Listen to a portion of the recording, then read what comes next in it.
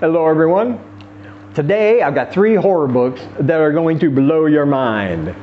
Well, not literally, of course, because that would leave a lot of blood on your bedroom walls there. But I mean, in the horror sense of the word, these are going to blow your mind. They all take different tropes and they add something to them. They twist them around. They make them unique. There are some great concepts in here that really worked out well, and I can't wait to tell you all about those. But as a reminder, I have horror books for sale, and if you want to read any of the books you see on your screen, there is a link in the description. And also don't forget to pick up your Read More Horror t-shirt. There are many colors and sizes available, and there's a link in the description for that as well. All right, let's get started. So the first book I want to talk about today is called Horror Story. And this one is fantastic.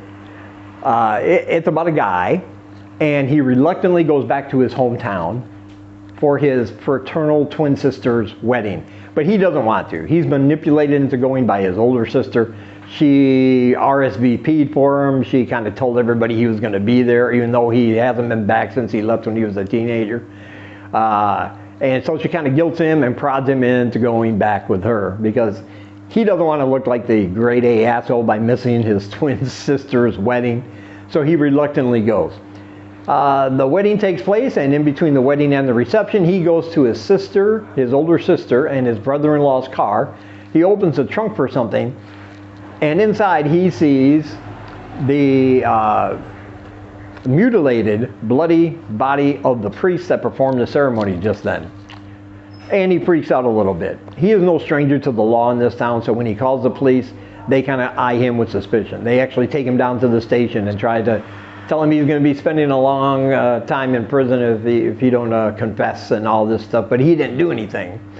And the police in that town are known for being a little loopy and not really caring and not really getting much done anyway. They're very ineffective. So of course they have to let him go. But then everywhere he goes, it seems like death is following him. There are some horrific, really creative, by the way, deaths in this book. And as these things progress, it becomes apparent that there is somebody out there killing people that are associated with him in horrific ways. But the police still don't get it. They don't make the connection. And other people in the town, like the wedding party and everything, they don't really seem much care either. And that's kind of weird to him. Now, you might think this sounds just like another slasher novel, but here's where it gets really good. Because our main character finds out that he is a fictional character. The town is a fictional place. Everybody he knows, from his sisters to his friends, his whole life, everything, all the life he's led, all his experiences and memories have been nothing but fiction. That what's going on is being written by somebody else.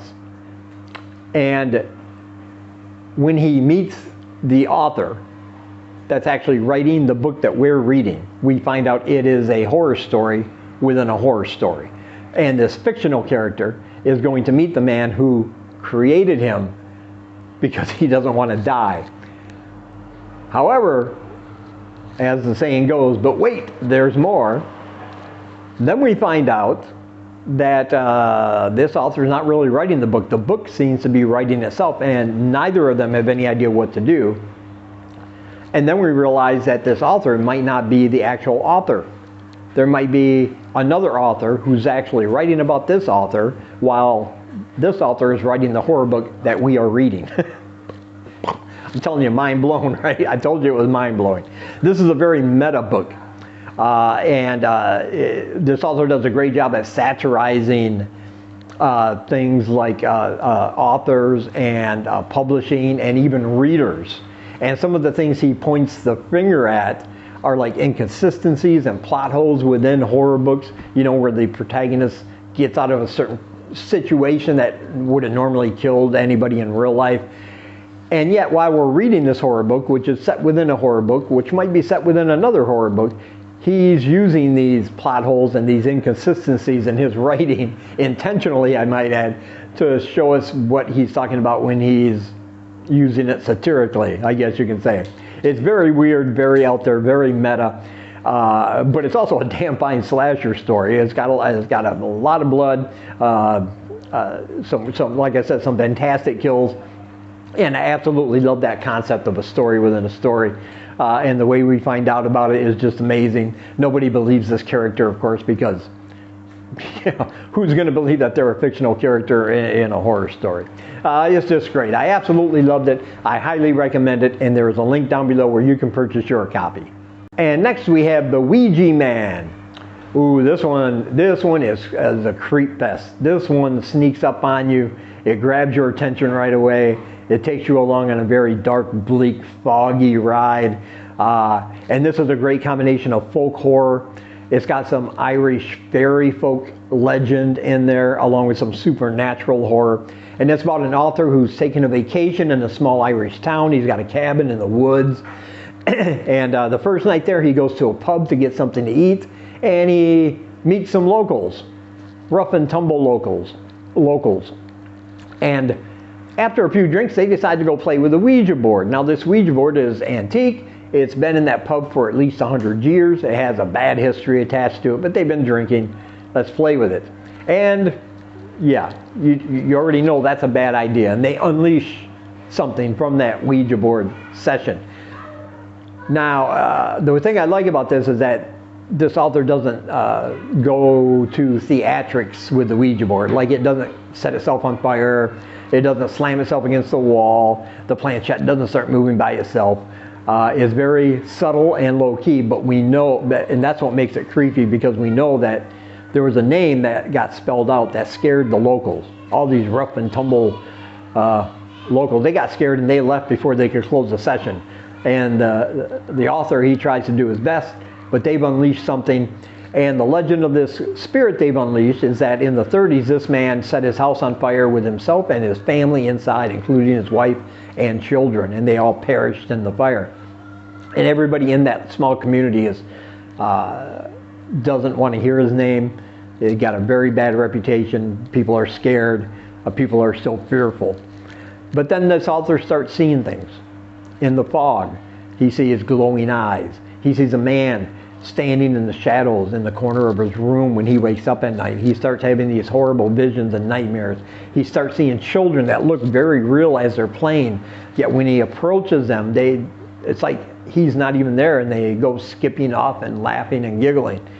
And then at the end, and I'm not going to give away the end, of course, but it's very tragic and heartbreaking, because we're going to find out the reasons why he was seeing some of these things, why he was experiencing these things, and when the truth comes out, it's just a punch to the gut, because along the way, man, it just gets creepier and creepier and creepier. It just edges up on you, and I broke out in chills more than once reading this book, and then the end came and I was just devastated.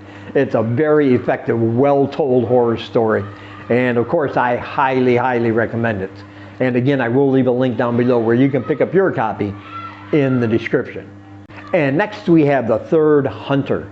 This is the second in the series. I did not read the first book, but I'm going back to do that. And there will be one more after, and I will definitely read that one based on how excellent this one was.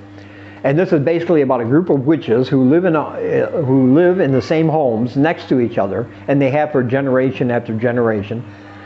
In the back of these homes there are woods, and there's a place in the woods where the veil between the world is very, very thin, and literal demons from hell have been known to escape and try to wreak havoc in our world.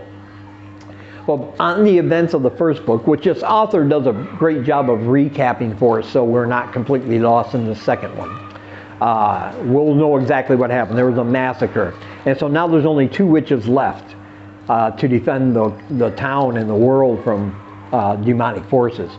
One of them has really stepped up her game. She's very powerful. She can manipulate things in the real world through magic and things. The other one is she studies a lot. She's very studious. She's read all the books and all the spells and everything, but her powers don't seem to be manifesting. She is considered the weak witch. And then things start happening and weaving themselves around her. People start dying.